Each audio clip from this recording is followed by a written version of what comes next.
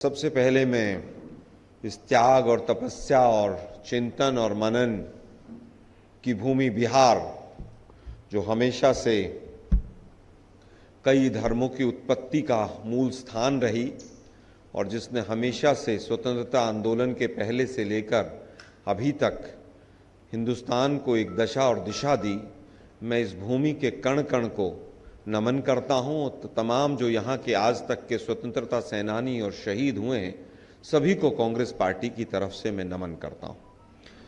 साथियों, आप लोग जैसा कि जानते हैं कि बिहार का चुनाव दहलीज पर खड़ा है और इलेक्शन कमीशन की भी जो प्रेस कॉन्फ्रेंस है वो कुछ समय में होने वाली है और हम उम्मीद करते हैं कि शायद इलेक्शन कमीशन आज डेट्स की अनाउंसमेंट करेगा। बिहार के तमाम मुद्दों को लेकर बिहार प्रदेश कांग्रेस कमेटी के अध्यक्ष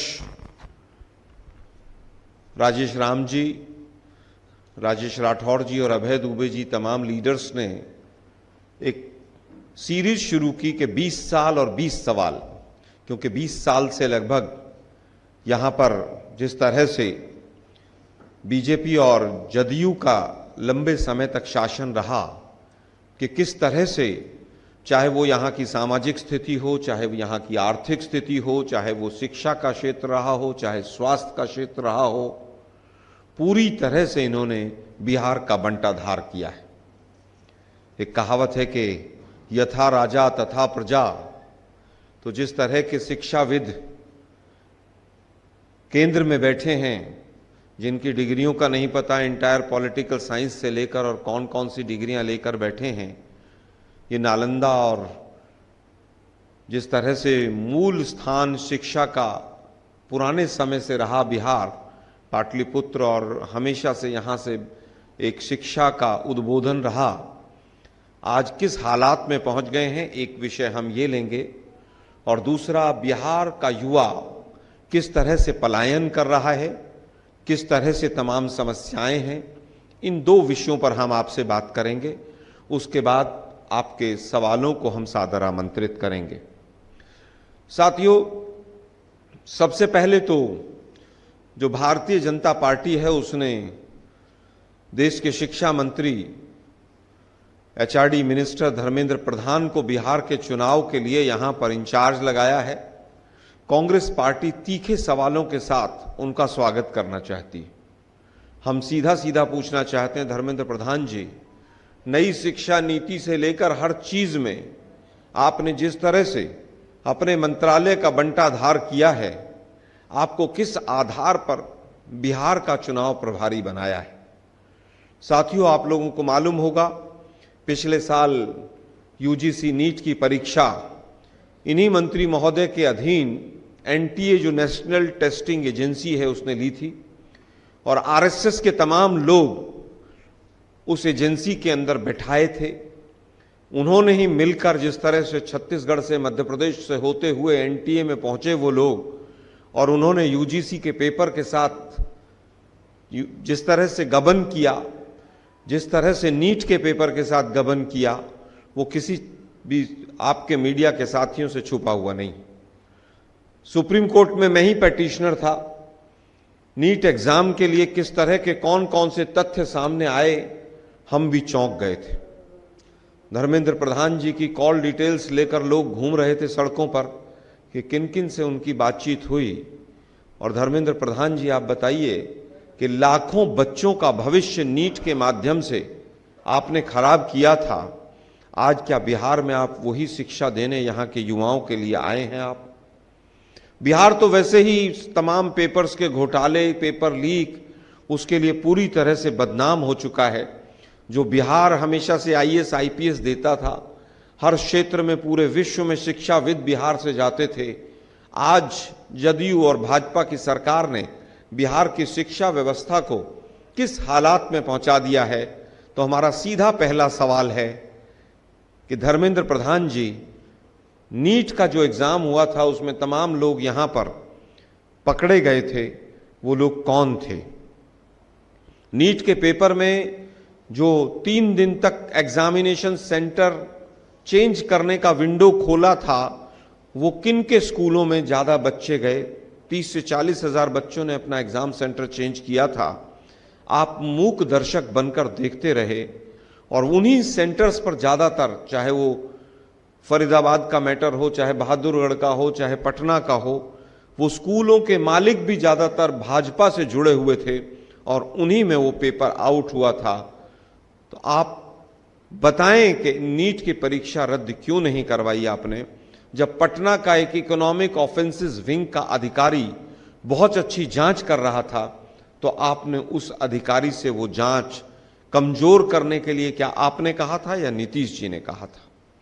हालत यह है कि देश के प्रधानमंत्री स्वयं, उनके ऊपर फर्जी डिग्री के आरोप लग रहे हैं और आज से नहीं, पहले दिन से लग रहे हैं।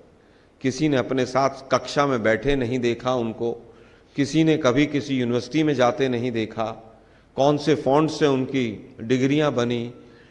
एंटायर पॉलिटिकल साइंस जो गुजरात में उस समय पर नहीं होता था, उसी तरह की डिग्रियां आपके पास हैं। न्यायालय भी देश के प्रधानमंत्री के एफिडेविट में जो चीजें लिखी हैं उसके ऊपर किस तरह से आंखें मूंद लेता है, ये भी एक आश्चर्यचकित करने वाली बात है। उसी तरह के आपके यहां पर अनुयायी हैं, जस राजा तस प्रजा, और हालत यह है आज अंधेर नगरी चौपट राजा, टके शेर भाजी और टके शेर खाजा। छोटे मियाँ तो छोटे मियाँ, बड़े मियाँ सुहान अल्लाह। एक मुरैठा वाले मंत्री घूम रहे हैं यहां पर, उनसे कोई भी सवाल पूछो वो सीधा एक ही बात कहते हैं कि एफिडेविट में लिख दिया है ना हमने, सब कुछ एफिडेविट में लिख दिया है। अरे भाई, एफिडेविट में तो आपने लिख दिया है महाराज, एफिडेविट बोलना नहीं आ रहा है आपको।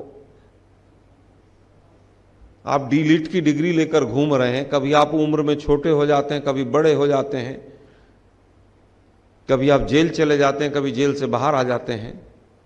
तो हमारा मूल सवाल है कि इलेक्शन कमीशन ने अभी तक इतने खुलासे उनके ऊपर हुए, उनकी शिक्षा, उनकी तमाम चीजों को लेकर, और मीडिया के साथियों ही नहीं किए। अभी एक न्यूज चैनल ने भी बार बार उनसे पूछा, महिला एंकर ने, इलेक्शन कमीशन कौन सी गुफा में सो रहा है? उनको अगले चुनाव के लिए अयोग्य क्यों नहीं कर रहा है?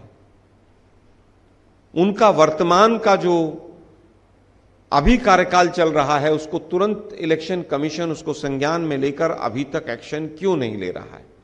उनके खिलाफ कंप्लेंट के बाद कंप्लेंट और मीडिया के माध्यम से तमाम चीजें हो रही हैं, इलेक्शन कमीशन कोई भी एक्शन क्यों नहीं ले रहा है? सरकार तो उनकी है, पुलिस उनकी है, वो तो कुछ नहीं कर पाएंगे, लेकिन इलेक्शन कमीशन जिसके ऊपर अभी बार बार वोट चोरी के और भाजपा के पिट्ठू बनने के आरोप लग रहे हैं। ज्ञानेश कुमार जी, आप नई नई टाइयां खरीद के यहां पटना में लोगों को गुमराह करने के लिए आ रहे हैं, नए सूट वूट होके पहन के आ रहे हैं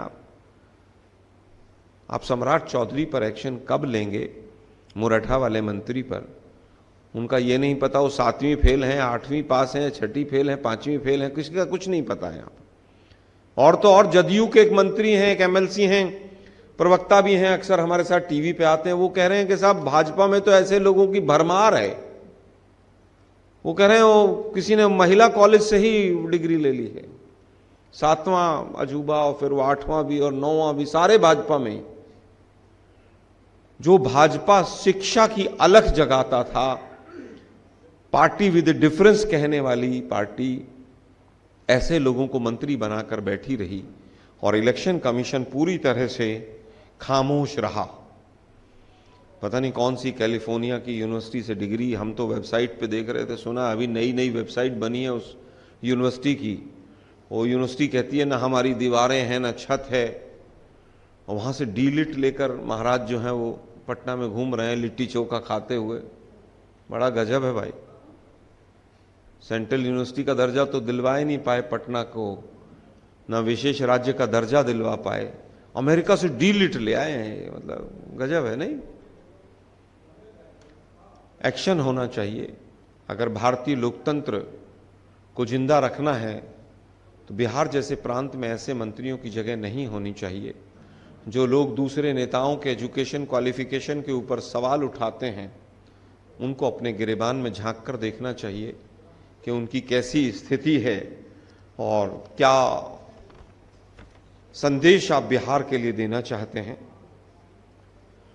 इसी से जुड़ा हुआ एक मुद्दा है कि शिक्षा की बदहाली से जुड़ा हुआ हजारों स्कूल तो बंद हुए ही।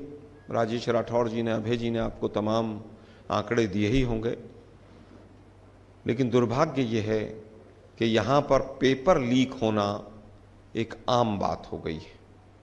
और तो और जो सेंट्रल एजेंसीज के पेपर्स हैं उनके भी तार बिहार में जुड़े हुए अक्सर पाए जाते हैं। इसका क्या कारण है? क्या 20 साल में आप कानून व्यवस्था के साथ साथ आपने जो पेपर का मामला है उसको भी आप बचा नहीं पाए हैं क्या? दूसरों पर आप जंगल राज के आरोप लगाते हैं, आप पेपर जो बच्चों के हैं उनको बचा नहीं पाते हैं।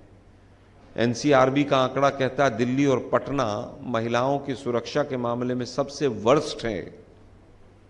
1000 के करीब डेली एफआईआर, क्रिमिनल एफआईआर दर्ज होती हैं बिहार के अंदर, और आप आरोप दूसरों के ऊपर लगाते हैं। एसआईआर के माध्यम से इससे बड़ा कोई वोट चोरी का सबूत नहीं हो सकता, इससे बड़ा लोकतंत्र का कोई भी जंगल राज नहीं हो सकता जिस तरह से पिछले कुछ दिनों में एसआईआर की प्रक्रिया हुई है। शिक्षा की बदहाली का आपके यहां यह हाल है कि ग्रॉस एनरोलमेंट रेशियो जिसको कहते हैं वो नेशनल एवरेज से लगभग 11-12% कम है। ड्रॉप आउट लगभग 20% नेशनल एवरेज से ज़्यादा है। हायर एजुकेशन में जो 18 से 23 साल की उम्र है उसमें अगर आप देखें तो वो काफ़ी कम है कितने बच्चे हायर एजुकेशन में जाकर एनरोल होते हैं। कॉलेजों की संख्या जिस तरह से पूरे देश के अंदर 1 लाख के ऊपर जो कॉलेज होने चाहिए उस एवरेज से लगभग 1/4 है, 25% है। तो आपने 20 साल में क्या किया, ये हमारा दूसरा सवाल है आज की श्रृंखला में कि शिक्षा की बदहाली करके आप बिहार को विकसित कैसे बना सकते हैं। और इसी के साथ जुड़ा हुआ हमारा प्रश्न है कि लगभग 1 दर्जन पेपर आउट हुए हैं पिछले कुछ वर्षों में देखें तो 1 दर्जन, और केवल यहाँ के नहीं, चाहे वो एसएससी हो चाहे यूपीएससी हो, क्योंकि पटना जो है हमेशा से एसएससी और यूपीएससी के बच्चों का तैयारी करने का एक गढ़ रहा है। आज हालत यह है कि एसएससी और यूपीएससी दोनों ही आरएसएस के माफियाओं के कब्जे में। मैं अपना वाक्य रिपीट करता हूं, आरएसएस के शिक्षा के माफियाओं के कब्जे में दोनों। एसएससी में जब बच्चे अपना न्याय मांगने जाते हैं तो इतना लाठी चार्ज होता है कि मार मार के बच्चों का, बेचारों का पिछवाड़ा लाल कर दिया जाता है। और ये काम 2017 से शुरू हुआ था। 2017 में एसएससी का पहला पेपर आउट हुआ था जिसमें लाखों बच्चे एसएससी के बाहर धरना देने के लिए बैठे थे। और यूपीएससी का तो पूछिए ही मत। एक मामला उठा था, महाराष्ट्र में एक आईएएस बनी थी लड़की, याद होगा आप लोगों को। वो किसने बनाई थी, कौन कौन से तरीकों से नाम बदलकर, एज बदलकर, डिग्री बदलकर आप यूपीएससी में लोगों को घुसा रहे हैं। एक चेयरमैन साहब आए थे, उनका नाम था मनोज सोनी, मैं नाम ले रहा हूं, मनोज सोनी, गुजरात से आते हैं, सब वहीं की पैदाइश होते हैं, गुजरात से चले वो। एक वहाँ यूनिवर्सिटी थी अहमदाबाद में, अम्बेडकर यूनिवर्सिटी, ओपन यूनिवर्सिटी, वहीं पे कहीं वो छोटे मोटे क्लर्क से थोड़े ऊपर थे वो। उनको जैसे तैसे करके गुजरात पीएससी का मेंबर बनाया, फिर वहीं चेयरमैन बनाया, फिर वहीं पर उनको यहाँ यूपीएससी ले आए। और जब सारा घोटाला गबन पकड़ा गया तो रिजाइन करके भाग गए। और दुर्भाग्य देखिए देश का, यूपीएससी जैसी संवैधानिक संस्था, राष्ट्रपति महोदया 15 दिन में रेजिग्नेशन एक्सेप्ट करती हैं और वो अंडरग्राउंड हो जाते हैं। कितना यूपीएससी का और यूपीएससी की तैयारी करने वाले बच्चों का नुकसान करके गए होंगे आप सोच नहीं सकते हैं। और यहां तो पेपरों की बोली लगती है, नीट का पेपर 10 लाख में, फलाना पेपर 20 लाख में, वो 30 लाख में। यहां तो मंत्री ही असिस्टेंट प्रोफेसर बनते घूम रहे हैं। वो अशोक चौधरी साहब पता नहीं रातों रात कहां नौकरी मिल गई उनको, बच्चे सड़कों पर घूम रहे हैं, मंत्रियों को नौकरी मिल रही है। तो शिक्षा हो और चाहे रोजगार से जुड़ी हुई तमाम चीजें हों, बिहार के तमाम सोशल इंडिकेटर्स ये बताते हैं कि इन्होंने बहुत योजनाबद्ध तरीके से बिहार का बेड़ा गर्क करने में कोई कसर नहीं छोड़ी।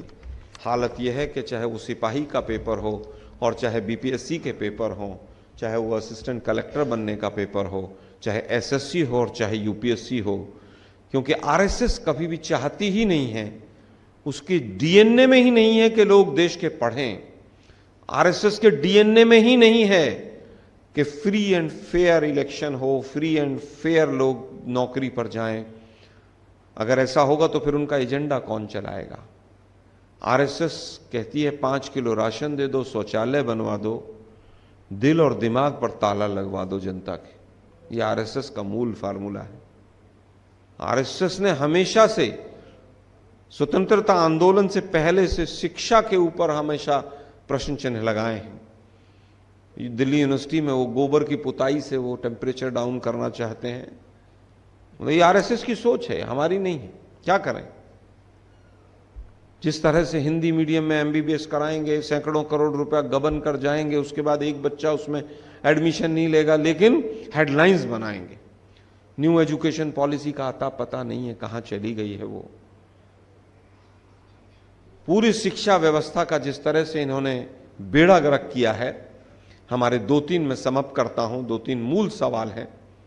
पहला सवाल है कि धर्मेंद्र प्रधान, जिनके ऊपर नीट एग्जाम के उनके रहते हुए तमाम आरोप लगे मंत्रालय के ऊपर, उनको बिहार का प्रभारी बनाकर बीजेपी क्या संदेश देना चाहती है?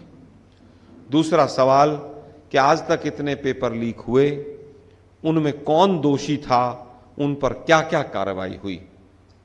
तीसरा सवाल कि तमाम जो टेस्टिंग एजेंसीज हैं, यूपीएससी, एसएससी, इनसे सबसे ज्यादा अगर किसी का नुकसान होता है तो बिहार के युवाओं का होता है। बिहार से पलायन का मूल कारण ही यह है कि यहां पर उनको रोजगार नहीं मिल पाता है।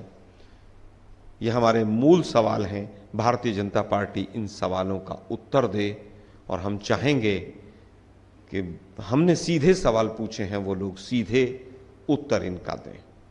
अब आपके तमाम सवाल सादर आमंत्रित हैं।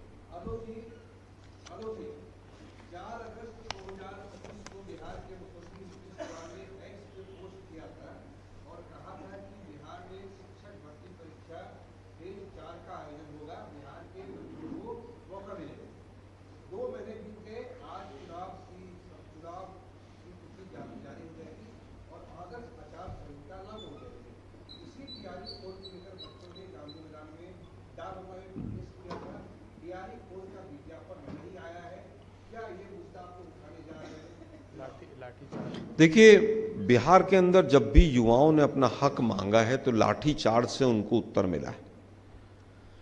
बिहार पॉपुलेशन डेंसिटी ज़्यादा है, ज़्यादा बच्चे यहाँ से पढ़ लिख कर आगे बढ़ते हैं, तो स्वाभाविक है कि नौकरी की डिमांड भी करेंगे। अब आपने टीचर्स परीक्षा की बात की, तो आप ये बहुत चालाक लोग हैं। 2014 में इनकी सरकार आई थी। टीचर्स के लिए एक डिग्री होती है BEd, bachelors of education. BEd पहले 1 साल की होती थी। आप लोगों को याद होगा 2015 में इन्होंने बीएड 2 साल की कर दी।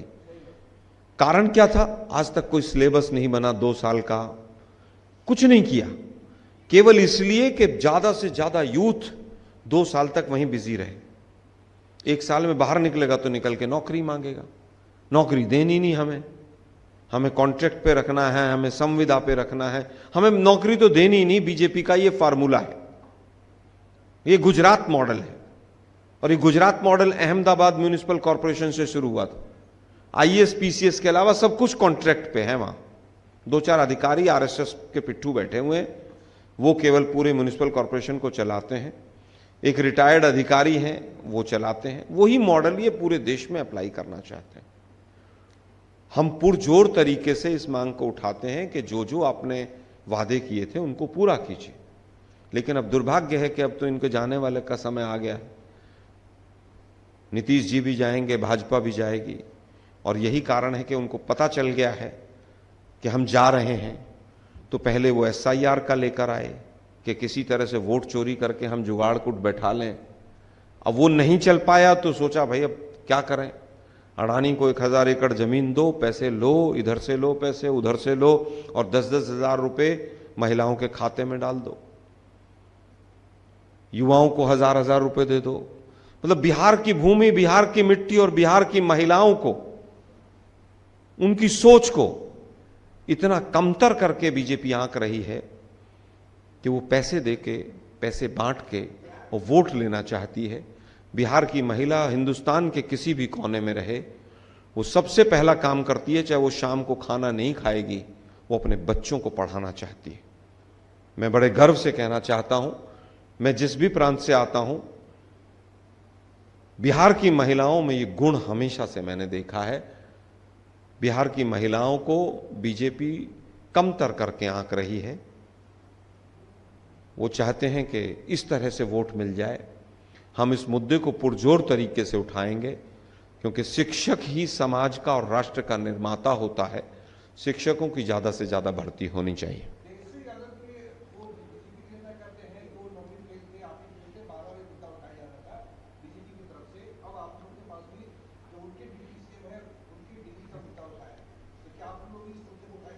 देखिए, मेरे उठाने से नहीं उठाने से, देखिए मुझे लगता है कि फाइलें वाइलें तो RSS के लोग ही डील करते होंगे। हर मंत्रालय में एक आध आदमी बैठा रखा है उन्होंने अनऑफिशियली। मंत्रियों के पास कोई पावर नहीं होती जहां बीजेपी की सरकार होती है। दिल्ली की मुख्यमंत्री देख लीजिए ना, वो रामलीलाओं के और उनके उद्घाटन करने के अलावा कोई काम ही नहीं करती हैं। वो रील बनवा लेती हैं, 5-6 कैमरामैन साथ चलते हैं। कोई अचीवमेंट बताइए आप। बिहार के मुख्यमंत्री कौन है? कई भाइयों को नाम का ही नहीं पता होगा। पता है आपको कौन है? बहुत देश में ऐसे लीडर्स हैं जिनका नाम ही नहीं पता होगा बीजेपी। जब आधा कोरोना चला गया था तो लेबर मिनिस्टर का नाम नहीं पता था। जब लेबर पलायन कर रही थी हिंदुस्तान में, लेबर मिनिस्टर कौन है कई प्रवक्ताओं से पूछा, नहीं पता था। तो ये बीजेपी का मॉडल है। PMO देश चलाएगा, CMO में बैठे हुए कुछ अधिकारी उनके जो हैं वो राज्य को चलाएंगे, और मंत्रालय में कुछ RSS के लोग बैठकर मंत्रालय चलाएंगे। तो उनका कसूर नहीं है। यथा राजा तथा प्रजा वाली सिचुएशन है कि जैसे वो खुद दिल्ली में हैं वैसे ही लोगों को मंत्री बनाते हैं। बात मुद्दे की है कि तेजस्वी जी ने स्वयं अपनी शिक्षा के बारे में हमेशा कहा है कि भाई मैं जो भी पास हूं, मैं 8वीं पास हूं, मैं 9वीं पास हूं, मैं 10वीं पास हूं, मेरे पास कम से कम फर्जी डिग्रियां तो नहीं है। ये बात तो ओपन मंच से मैंने कई बार उनको सुना है कि जो है वो सामने। के कामराज भी 5वीं पास थे, लेकिन वो तमिलनाडु के लिए ऐसी मॉडल्स लेकर आए खाने के, और मिड डे मील उस समय पर कांग्रेस के अध्यक्ष रहे और भारत रत्न मिला उनको। कई बार परिस्थितियां शिक्षा नहीं दे पाती हैं, लेकिन फर्जी डिग्री लेकर एंटायर पॉलिटिकल साइंस का विद्यार्थी बनना वो ज्यादा दुखद है अपनी वास्तविकता सच्चाई बताने के लिए। इलेक्शन कमीशन भी अब थोड़ी देर में प्रेस कॉन्फ्रेंस करेगा। सर, आपने तमाम खामियां बिहार की गिनाई, लेकिन एनडीए सरकार ने आज पटना को मेट्रो दिया है, कि हमने मेट्रो दिया, राजगीर में स्टेडियम बना है, तो ये सारी विकास पर प्रश्न नहीं। देखिए, मैंने सबसे पहली चीज तो बिहार की कमियां नहीं गिनाई। मैं आपके वाक्य को ठीक करना चाहूंगा।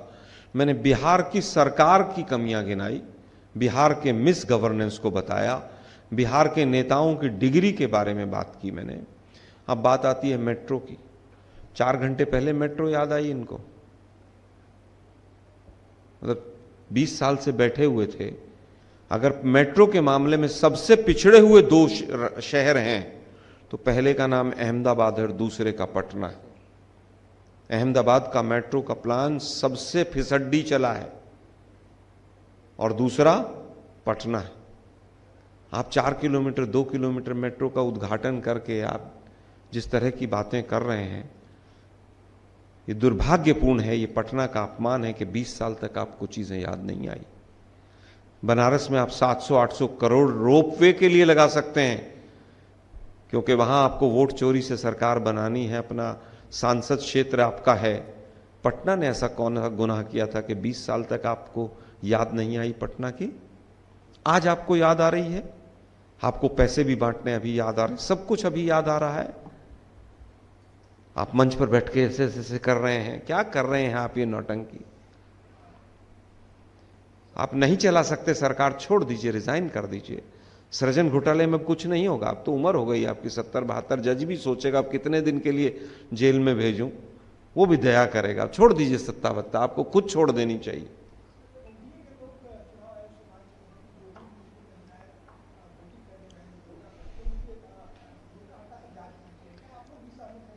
देखिए, इलेक्शन कमीशन को ट्रांसपेरेंसी के लिए क्या करना है वो इलेक्शन कमीशन तय करे। मैं तो कहता हूं कि बिल्कुल सही जो वोटर है वो वोट डाले, ये सुनिश्चित होना चाहिए। तरीका इलेक्शन कमीशन को इजाद करना है। बीजेपी वालों को ट्रांसपेरेंसी से कोई मतलब नहीं, उनको तो बुरखा शब्द इस्तेमाल करके हिंदू मुसलमान कैसे किया जाए, उनका मकसद ये है। और मैं उनके उस जाल में नहीं पड़ना चाहता। मैं तो ये पूछ रहा हूं, घुसपैठिए कितने आए, इलेक्शन कमीशन बताए ना। ये बीजेपी वाले एक चिट्ठी लिखें, वो अमित शाह का सारा एजेंडा इन्होंने इलेक्शन कमीशन वालों ने ध्वस्त कर दिया। वो झारखंड में भी घुसपैठिए पीछे पीछे लेके गए थे। अमित शाह आगे आगे चलते हैं, घुसपैठिए पीछे पीछे चलते हैं। फिर दिल्ली का चुनाव आया, फिर घुसपैठिए सारे दिल्ली चले गए थे। अब वो अमित शाह जी आए, बीजेपी ने घुसपैठिया मुद्दा बनाया इतनी मेहनत करके, और इलेक्शन कमीशन ने कहा कि 800 ही लोग ऐसे हैं जिन्होंने विदेशी होने का, लगभग 872 कि विदेशी होने का उन्होंने अपना कुछ, उनमें से कुछ ने खुद कैंसिल किया है कि हमारा वोट काट दीजिए, हम विदेशी हैं। कुछों का दूसरी जगह बना हुआ था। तो लगभग 700-800 विदेशियों के बारे में चर्चा हुई है, जो रिपोर्ट है। लेकिन दुर्भाग्य है कि ज्ञानेश कुमार गुप्ता जी, पीतांबर रंग की बिल्कुल टाई वाई लगा के आए थे वो कल पटना में, देखा होगा आप लोगों ने। एक सवाल का जवाब सीधे सीधे नहीं दिखा, लेकिन उनके चेहरे पे जो चमक थी वो बता रही थी कि घपला करने में कहीं ना कहीं सफल हो गए। बड़े खिलखिला रहे थे। लेकिन बिहार की जनता उनसे ज्यादा चिंतन और मनन के साथ वोट डालेगी। एक एक बूथ पे हम मुस्तैदी से चुनाव लड़ेंगे, वोट चोरी नहीं होने देंगे।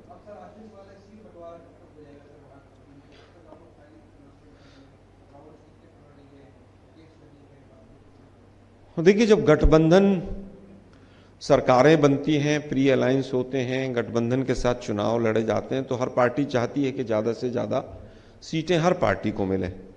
चाहे वो मांझी जी 22 सीट मांगते हों, चाहे पासवान जी ज़्यादा सीट मांगते हों, चाहे हमारे गठबंधन की बात हो, सभी चाहते हैं कि वे ज़्यादा से ज़्यादा सीटें हमें मिलें।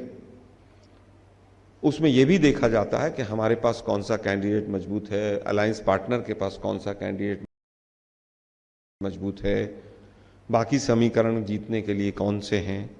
तमाम चर्चाएं हमारी हो रही हैं और आज इलेक्शन कमीशन इलेक्शन अनाउंस करेगा।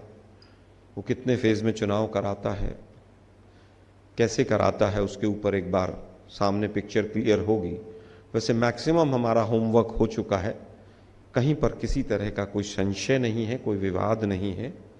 हमारे पास बस थोड़ा सा ये है कि एनडीए के एक दो छोटे घटक दलों से हमारी बातचीत चल रही है। हो सकता है कि कुछ जगह पर उनको एडजस्ट करना पड़े हमें, तो उस वजह से 2-4 दिन डिले हो सकता है। लेकिन बाकी हमारी पूरी तैयारी है। कई लोगों ने चिराग जी के यहाँ से भी व्यक्तिगत तौर पर, मैं कह रहा हूँ, अप्रोच किया था। वो लोग वहाँ पर बड़े निराश हैं, परेशान हैं। इस वजह से भी थोड़ा सा एक डिले हो सकता है। अब आप सोच रहे होंगे कि भाई मांझी जी ने जो प्रेस कॉन्फ्रेंस करके भाषण दिया कि मुझे 22 सीट चाहिए, मुझे स्टेट इलेक्शन कमीशन का अपना वोट परसेंटेज बढ़ाना है स्टेट पार्टी के लिए, उनकी भाषा आप सुनिए ना, वो बीजेपी की भाषा तो है नहीं। तो हो सकता है हमारे संपर्क में हो वो। आप निश्चिंत रहिए, जल्दी उस पर भी पिक्चर क्लियर करेंगे। बहुत बहुत धन्यवाद आप लोगों का।